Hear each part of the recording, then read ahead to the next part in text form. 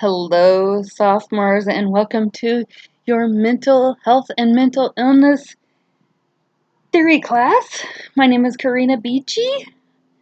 Some of you guys have already met me. I did some clinicals last year in the springtime with a fun group, and you will all see me during clinical, which will be a lot of fun.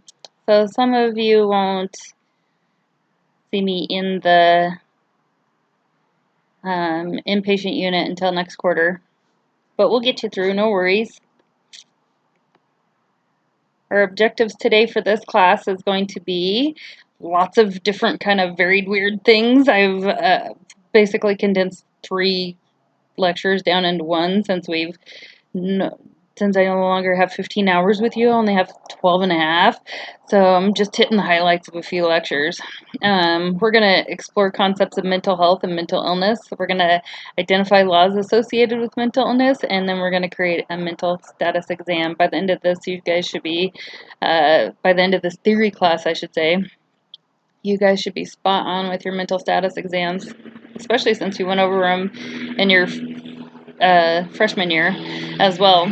So there are some common misconceptions about mental illness. Just picture a patient going into their primary doctor's office after having blood work received, and their primary doctor says, well, last time you were here, you were pre-diabetic, and today you are diabetic because your hemoglobin A1C is 6.5%, and your random glucose was 165. And the patient looks at these numbers, which are undeniable. This is quantitative stuff, right? And they know that they have diabetes. However, during the mental illness portion of things, we don't have that quantifiable thing. So it can get a little bit kind of into the woods with diagnoses, but just so you know, we do all believe that mental illness exists. But there is one theory out there. It's called the sick role concept. And this is hypothesized as a person is diagnosed with a mental illness based on their deviation from society. And with that diagnosis, they embrace that new label so much that it guides their future behaviors. So lots of kind of interesting theories about mental illness in general. But like I said, it does exist, and it will be evident as we go through the disorders themselves there. So let's be honest, I'm the only one reading scholarly journals about mental illness. Where are the rest of us getting our education on mental illnesses? And I'm willing to bet that it's the same place we get all of our valuable information, right? TV, movies, social media. And I am wanting to challenge you guys all to not become part of the problem and become part of the solution. Know your mental illnesses, destroy these taboos, and let's all live healthfully as we can in society here. One thing that's in the DSM-5, which I'll go over with here in a little bit, is a syndrome called imposter syndrome. And I'm willing to bet that you and I both have a little bit of this. I myself am in clinical, so I can relate to you guys. This is for my family nurse practitioner stuff, so I'm right in the woods with you. But imposter syndrome is this psychological pattern in which one doubts one's accomplishments and has persistent internalized fear of being exposed as a fraud. And the look on you guys' faces when a physician asks you what's going on with the patient really is, supports this. So, mental disorders. I've got some totally sobering facts about mental disorders. Mental and substance use disorder are the leading cause of disability worldwide. Let me repeat that. The leading cause of disability worldwide, and it affects about 23% of the population. So 4 people in the room, 1 person has a mental disorder. And about 800,000 people every year commit suicide. Around 20% of the world's children and adolescents have mental disorders or problems. So it's not just an adult thing. It's also a child and a adolescent thing. And about 26% of homeless adults live with mental illness, and I'm willing to bet this is even on the low side of things. I'm willing to bet it's even more because this is just such an underserved population, right? And along those lines, nearly 60% of adults with mental illnesses didn't receive mental health services in the previous year. So the majority of adults with mental illnesses are not receiving their services, and it's just really not a money maker. Most of these mental health facilities have to be state or federally programmed there due to their inability to make money.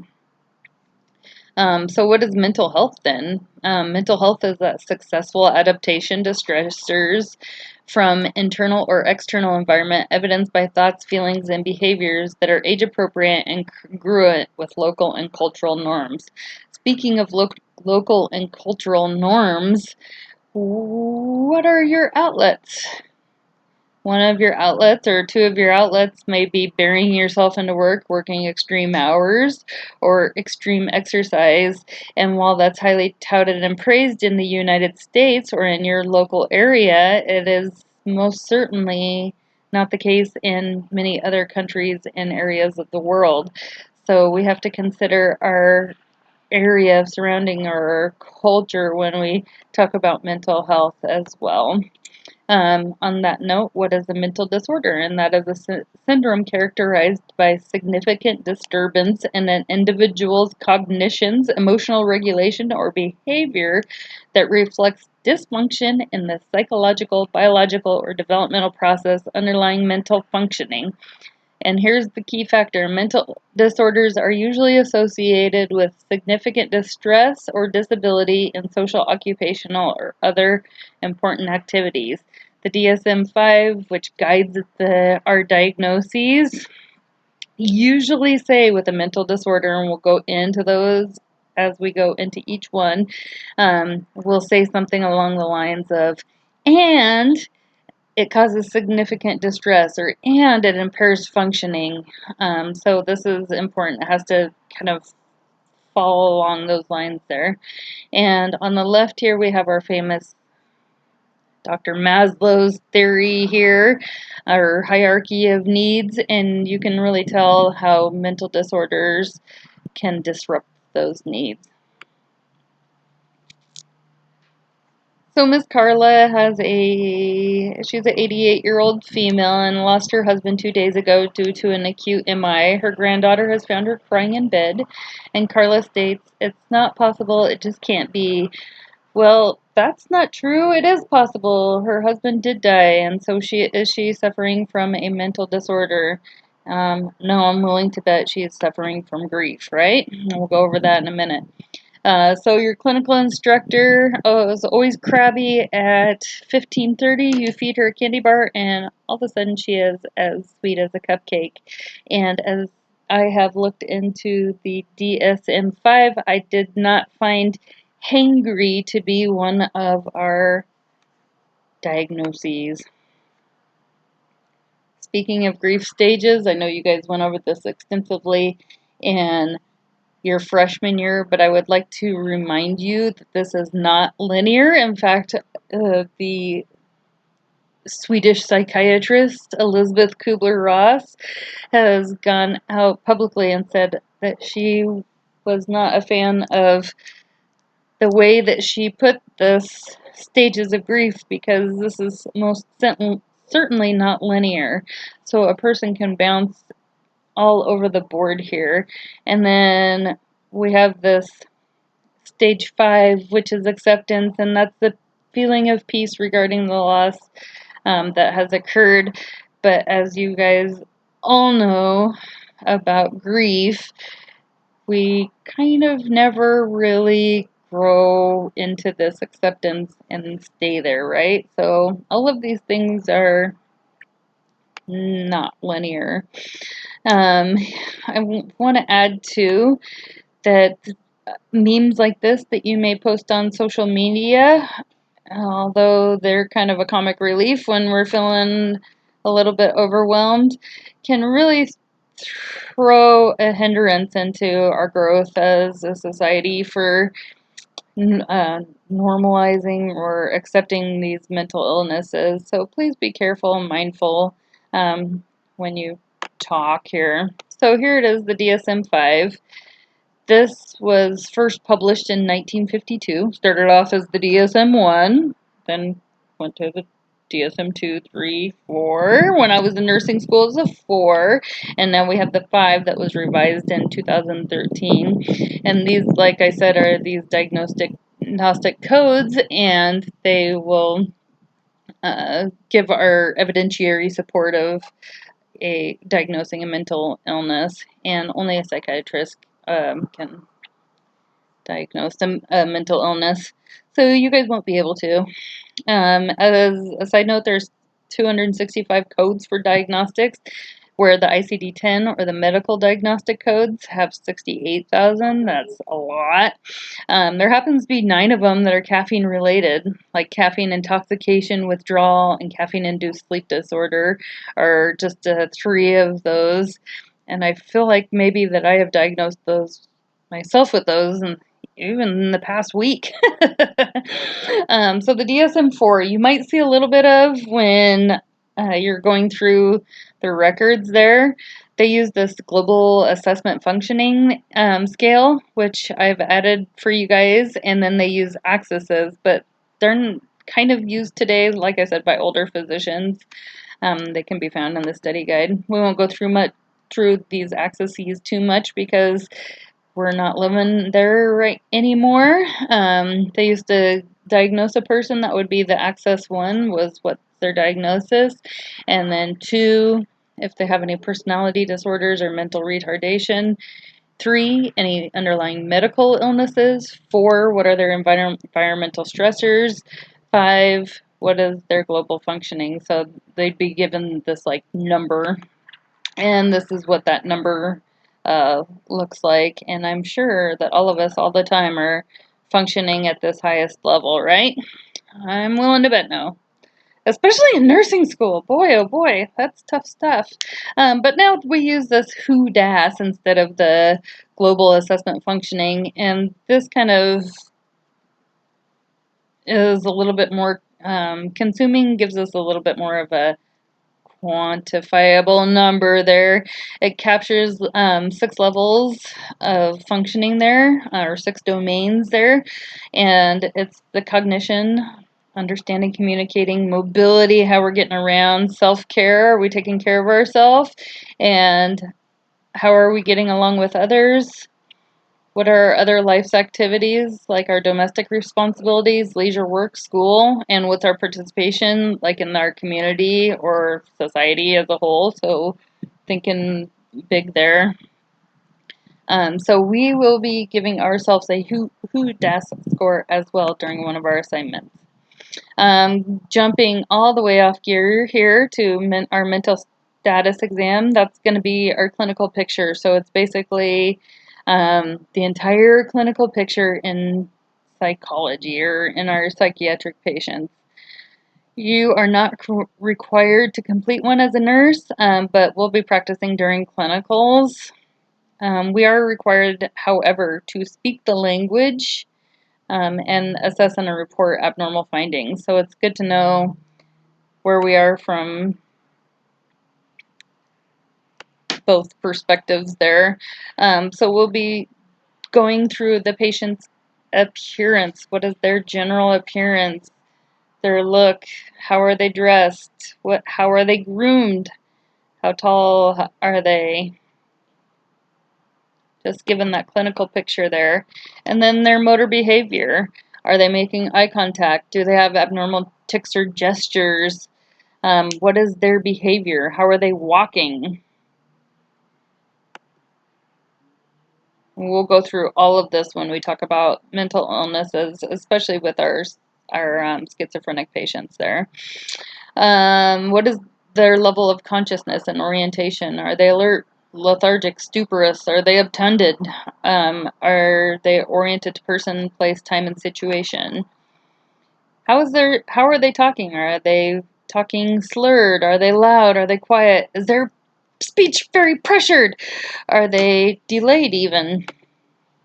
So things that we can add when we put in our nursing notes, even when we're acute care nurse or an ER nurse like I am, I will go on to say, this person basically, they'll have a pressured speech or something like that. This is implications or giving us clues as to the whole picture as to what is going on. And then what is their mood? And that is when you ask the patient, how are they feeling? And they tell you something, a phrase there. So I'm doing fine. Okay, that's what their mood is. But their affect is how we are looking at them. So this is kind of our objective findings of the patients. Is their mood congruent with their affect? Like if the patient says that they're fine, but they're really head down or looking morose, then their mood is not congruent with their affect. Okay, what is their thought process? And we'll go into this a little bit more, but we want to talk about their description of quantity, tempo, and form of thought. Like, are they having a logical coherence of thought? Is their thought process linear, goal-directed? Is it disorganized? Do they have flight of ideas? Is it tangential? Is it circumferential? We'll talk about this more with the schizophrenic lecture that you'll have here pretty soon. Does the patient are they making loose associations, or do they have word salad? Is there poverty of thought? Are they not talking at all? And then the content, so that was the process. The content is the what are they thinking? Are they having any delusions or overvalued ideas or paranoia or hallucinations? And this is a little bit of a guide to show you all of the things that you can be adding into the patient's mental status exam as well. Just leave that slide there for you. And then what is their judgment, insight, and sensorium? So their judgment is either labeled good, fair, or poor. And then their insight is also good, fair, or poor. And I love to add the patient's subjective input. And that means that I put them in quotes. What do you know about your own diagnosis? And when you guys go into clinicals and talk with these people, that is a good place to start. What do you know about your diagnosis? And you can see right away what their judgment is on their own diagnosis there. And then sensorium is our ability to receive outside information, and that may change depending on the day. Such as when I'm hangry at 15:30, then I'm probably not as well equipped to receive information as I was when at 8 o'clock in the morning. Switching gears once again here. We're going to talk a little bit about bias, just a tad, because I know you guys have gone over this before. But consider your biases. So that person's not making eye contact. Well, maybe it's a cultural thing. Boys do cry. This is a gender thing, right? And our social class and our personal biases. So these are all the kind of biases that we have. Once again, we're switching gears to ethical dilemmas. Ethical dilemma is a situation that requires an individual to make a choice between two equally unfavorable alternatives, and we will be going a little bit more extensively through this when we do our in-class or on Zoom lectures there, or not lectures, but assignments. We'll go over these a little bit more. So in our book, it says taking no action is considered an action. So we have to face these ethical dilemmas. And then we want to ask ourselves here for class, who would I consult during clinicals about ethical dilemmas? And What if I were working at the hospital? What are my resources for ethical decision making? Knowing that we don't have to do this alone, right? There are, however, some ethical principles that guide nursing, and 4 of them include autonomy, which says my patient is a rational person and I will respect his or her decisions. And we have beneficence, which says I'm acting in my patient's best interest. Now we ask, who decides that, right? Non-maleficence says, I promise to do no harm, and justice, aka distributive justice, says, I will treat you the same no matter your race, sex, marital status, medical diagnosis, social standing, economic level, or religious belief.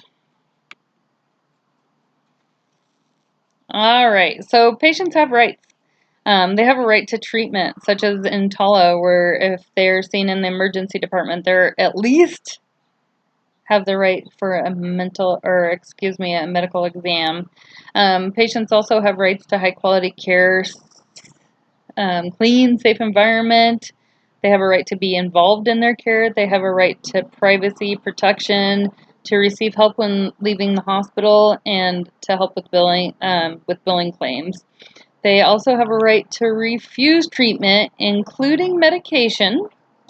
And Washington state laws say we have to go to court in order to insist on medications. And that typically happens during a psychiatric hospitalization on days 4 to 14, anywhere between those days.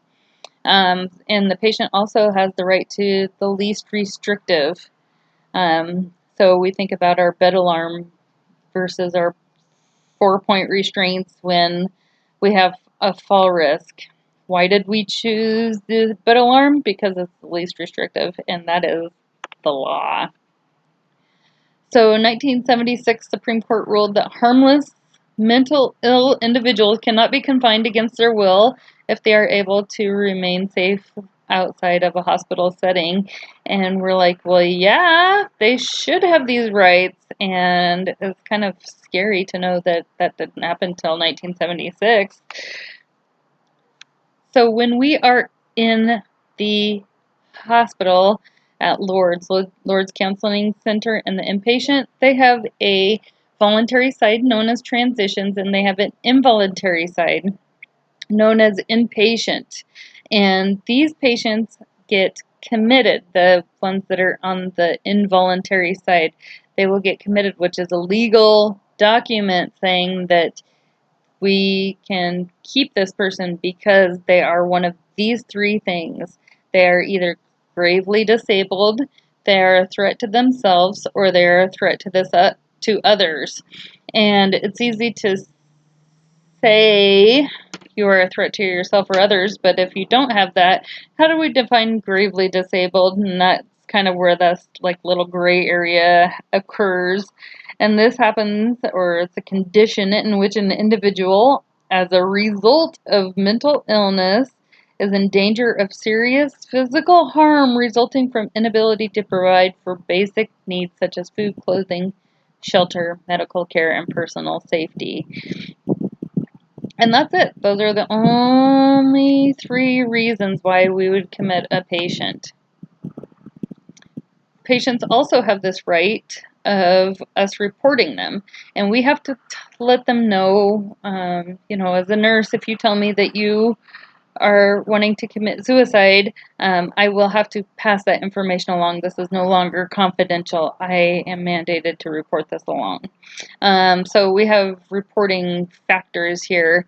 This duty to warn is kind of interesting. It started in a college where a young man became pretty obsessed with this female student, and he told his psychiatrist about it. He told her he wanted to harm her, and then he started getting better, and he was eventually allowed to be cut off from these services of the psychiatrist.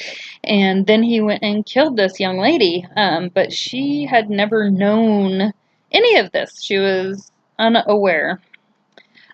So they passed a law that basically says that if somebody is planning on or reports that they want to put you in harm's way, then you have the right to know that. We should also report when we have a suspected child or elder abuse, and then also if there's suspected abuse of a mentally incapacitated person.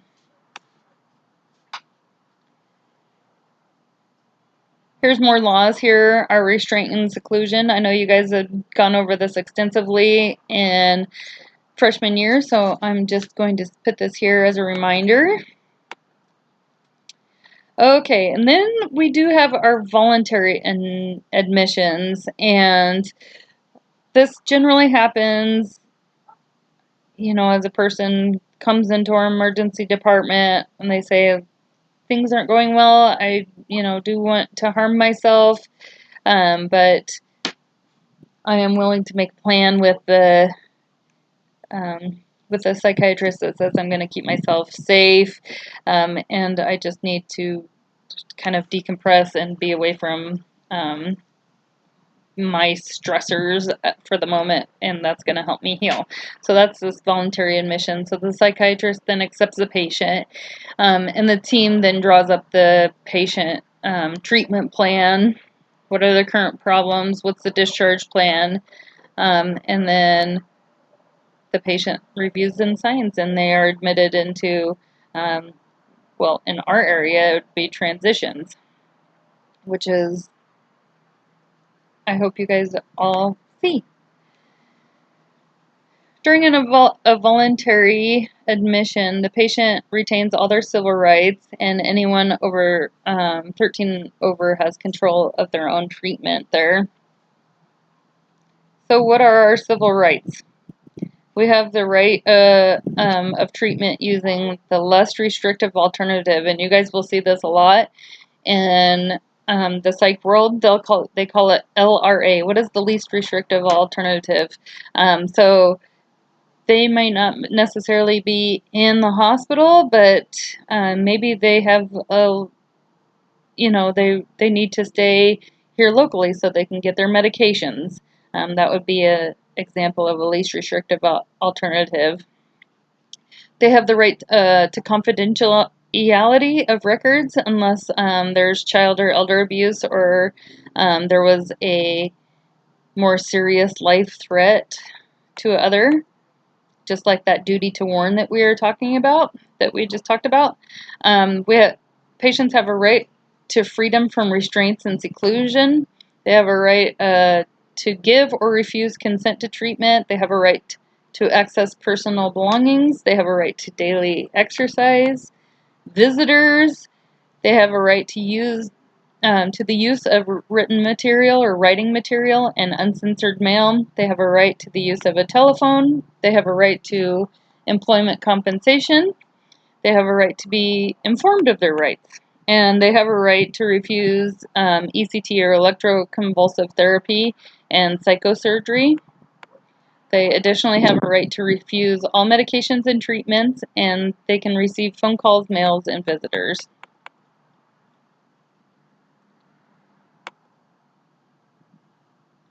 So we need to know that the patient has rights, right? Okay, and so this involuntary admission, the patients are admitted against their will. They must be evaluated by a crisis health provider there, a mental health provider, and then they receive a court commitment.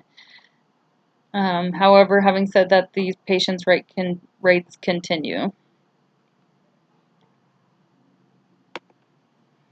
So we have detention lengths, and one that you guys will hear of a lot is the 72-hour hold. So this crisis worker can put the hold on the patient. After that, they have to go to hearings, right? So they can be held for 72 hours. And after that 72 hours, if the patient doesn't want to stay, but it's deemed like it's necessary, like they are a threat to themselves, a threat to others, or gravely disabled, then they go to a hearing. And I hope you guys get a chance to go to the hearings. I don't know if they're doing them on Zoom anymore or not. We'll have to figure that out. But they're really quite interesting there. And I actually went to a hearing a couple of years ago, and the psychiatrist. Basically, what happened was the patient was psychotic, and um, the psychiatrist felt like they had an underlying disorder instead of the psychosis being from drug induced.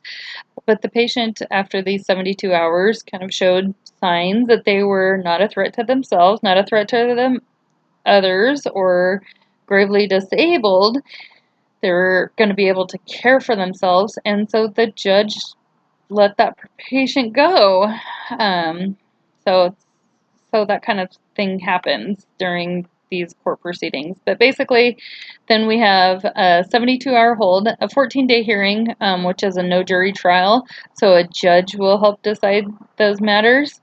But after that, if you want to get a 90-day hold, then they do have a hearing, and then there's a jury trial.